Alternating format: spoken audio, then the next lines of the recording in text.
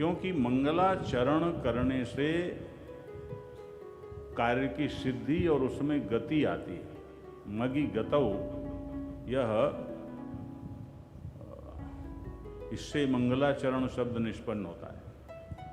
तो मंगल मंगल हो इसलिए मंगलाचरण करते हैं। और मंगलाचरण का मतलब मंगल आचरण, और मंगल मूर्ति भगवान हैं, मंगल मूर्ति भगवान शिव हैं, इसलिए भगवान शिव का स्मरण ही मंगलाचरण है।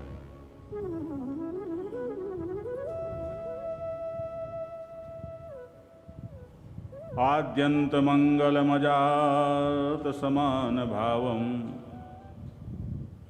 आर्यम तमीशमजरामरमात्मदेवम पंचाननं प्रबल पंच विनोदशीलम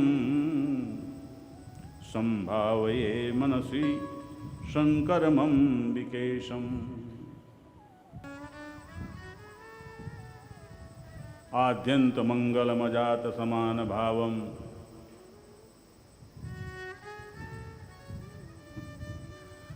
आर्यम तमीशमजरामरमात्मदेवम पंचाननं प्रबल पंच विनोदशीलम संभावये मनसि शंकरमंबिकेशम।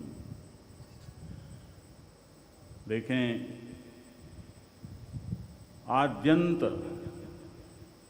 जो आदि अंत और मध्य में भी मंगलमय हैं, यानी मंगल विग्रह हैं, आनंद कंद हैं। वैसे तो वो अनादि हैं और अनंत हैं, लेकिन हम अपनी बुद्धि से जहाँ तक उनके आदि की कल्पना करें, और जहाँ तक अंत, अंत माने जो अंततः सिद्ध तत्व है उसे भी अंत कहते हैं। ईश्वर का तो अंत संभव नहीं है। और उसके मध्य की कल्पना करें तो मंगल ही मंगल है, आनंद ही आनंद है, शुभ ही शुभ है, सकारात्मक ही सकारात्मक है। वहाँ किसी प्रकार का कोई विक्षेप नहीं है, कोई नकारात्मकता नहीं है, कोई क्षोभ नहीं, दुख नहीं।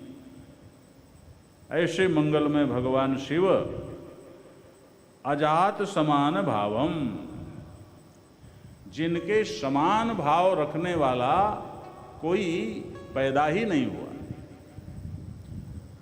कोई है ही नहीं इस सृष्टि में, त्रिलोकी में कोई नहीं है जो शिव की समानता कर सके।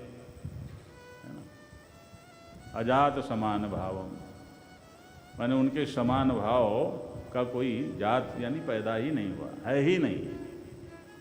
और वैसे भी देखो, अपने अपने संप्रदाय की दृष्टि से लोग संप्रदाय का आग्रह रखते हैं।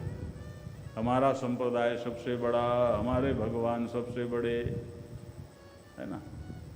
लेकिन आप देखो, सब भगवानों का कहीं न कहीं कुछ आदि अंत पता लगता है, लेकिन भगवान शिव का कोई माँ बाप बताएगा? बोलो। भगवान राम के माँ बाप हैं, राम जन्मभूमि है, श्री कृष्ण जन्मभूमि है, कृष्ण के माँ बाप हैं। और द्वैदय बापन को जायो, द्वैदय माइन को पालो। तो लेकिन शिव जी के माँ बाप कौन है बताओ? ये महाराज इसीलिए कहते हैं अजात समान भावम, इनके समान भाव रखने वाला कोई भी नहीं है किसी शास्त्र में, किसी कहीं भी नहीं है। और आर्यम तमीशमजरामरमात्मदेवम, आर्य हैं, परम श्रेष्ठ हैं, और जो आत्मा के स्वरूप से सबको प्रकाशित करने वाले हैं। सबके अंदर आत्मस्वरूप से विराजमान होकर सबके अंतःकरण को प्रकाशित करते हैं।